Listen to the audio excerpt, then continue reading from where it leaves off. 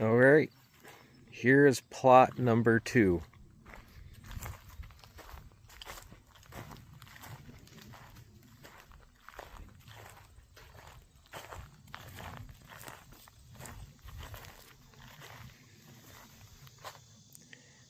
I guess we can talk about the elephant in the room, which is the neighbor's blind there.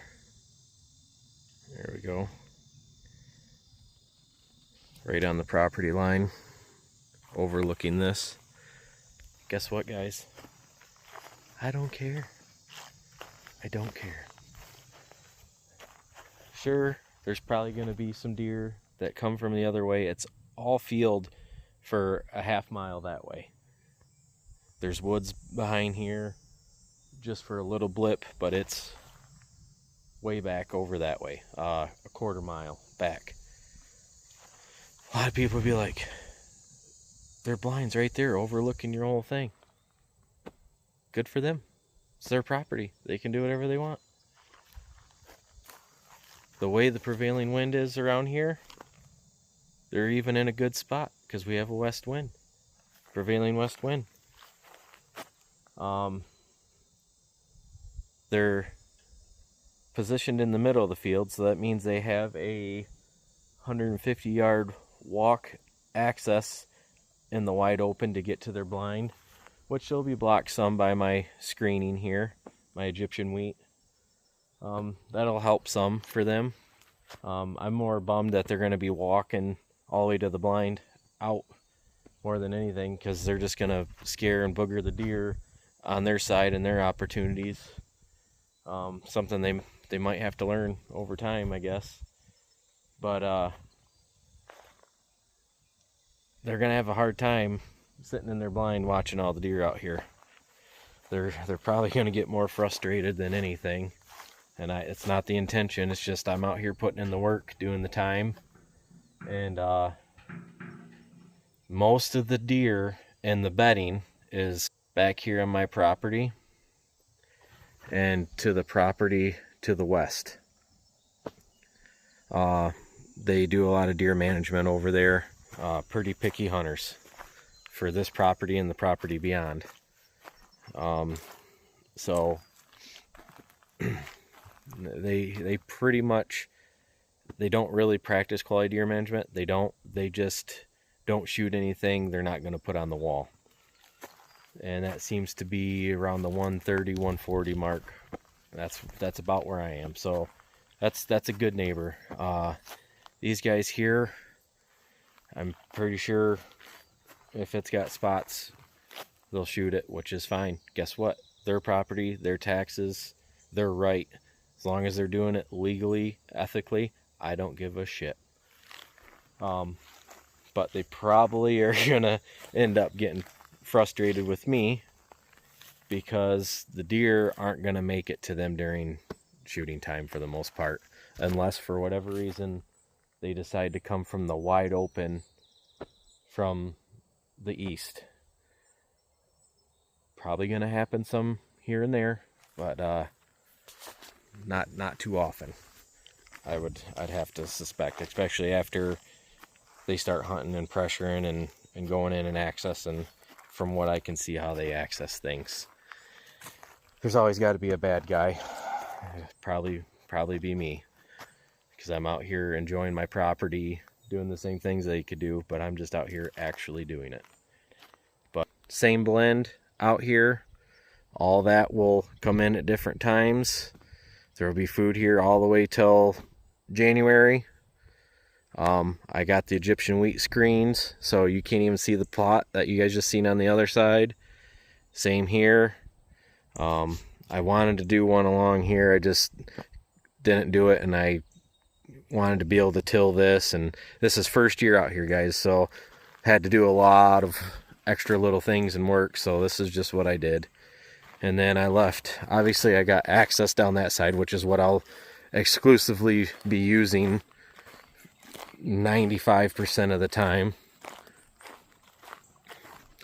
Look at my big oak.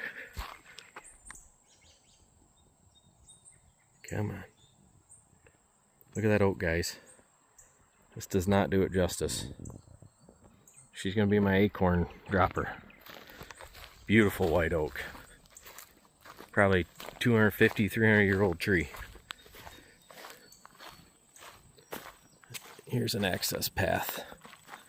Most people would have cleaned up that down tree and everything down there, but like I said, I try to keep bends and everything on my paths. So if there was ever a buck with a doe out here or something locked down, I can slip down that side, get up to there, and get a shot potentially, or whatever the situation be. But at least I have that little dart out to where I can hold up or sit up, whatever. My screen's about, I don't know, 20 foot wide here and 12 foot on the other sides. All of this was from just past the side-by-side to right here on the outside of the fence row. None of that's from in the woods. So I cleaned that up. Probably going to burn that this winter. We'll see. I don't know. Kind of just another thing where stuff can kind of grow up around. Something can bed up against it. Other wildlife, rabbits can get in there and hide. Might leave it. We'll see. But yeah, look at this oak that they cut down. Thing's 5 foot across. Absolute giant. So, oh yeah. Right here, when I was 16 years old,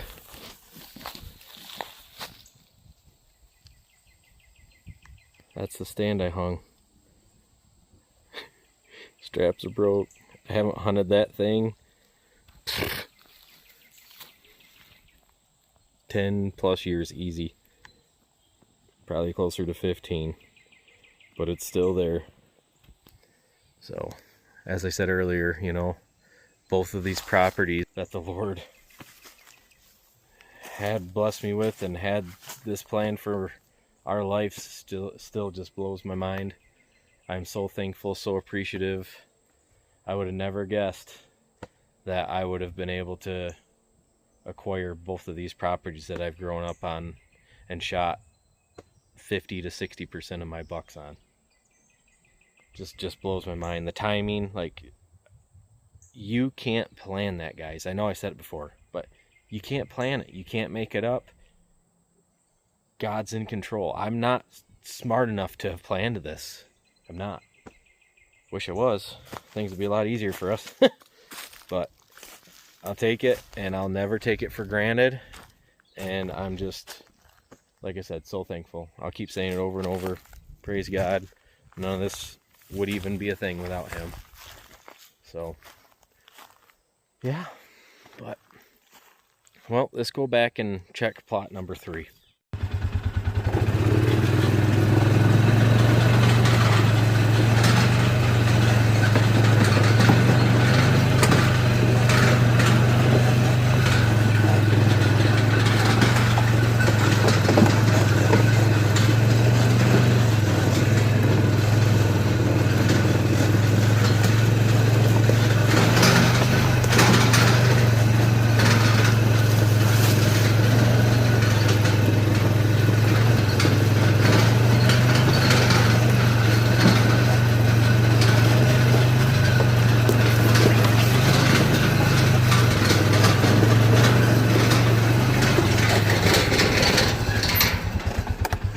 I'm going to stop and talk about something real quick. You guys know we just came from that way.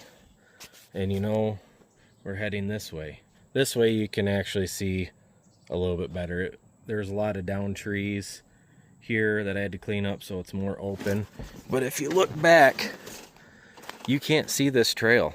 And you can drive a truck down it. That's by design. You don't want a trail that's straight in line that you can see all the way down, that a deer can see all the way down. I still have cover trying to come in here and access that blind or access this woods or whatever. So when you're standing here, you can't even tell. This trail disappears. You'd never know that you could drive a truck through this whole entire woods out to plot number 3. And that's by design. Just something to think about, little attention to details, stuff like that.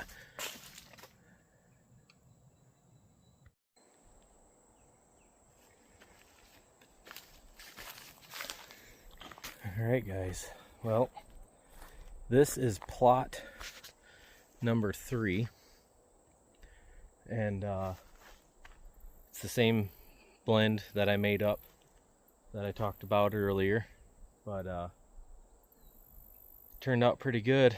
I just had to pick all of these stones out of this tiny little plot. This place is stony, but I think we got them out of here for moving forward. But I would say this is a half acre back here, and this is gonna get hit hard because we're where I'm standing exactly a half mile in the center of the section. Means it's half mile to that road, half mile that road. You get the gist of it. I am in the center of the section. My property comes back and just so happens to be the center. So it's a long ways back here, not a lot of hunting pressure, and from years past, the deer bed all back up over in here, and especially towards later season, just because nobody gets back in here, and they just stack up and pile out. So this is gonna get hit hard. That mix I made, this plot had a lot to do with that, because everything comes in at different times and goes out at different times. It's gonna help with everything being able to get through and there being food here all the time. If I was to do beans, they would literally germinate and be done. I mean, there's no other way back here. So the blend that I did, really, I had this plot in mind, and I was like, you know, that's just going to be a great thing for the whole thing. I think I got right around 6 to 6.5 acres of plots between the two properties here, so should be good. I have a lot of oaks up front, white and red, so one or the other will always have acorns, and there's a good diversity of them up in the front here. So I'll have acorns in the middle, bedding, this plot back here. I have made the trail all along the east side of the property for me to ride my e-scooter back and forth. That'll help with pressure.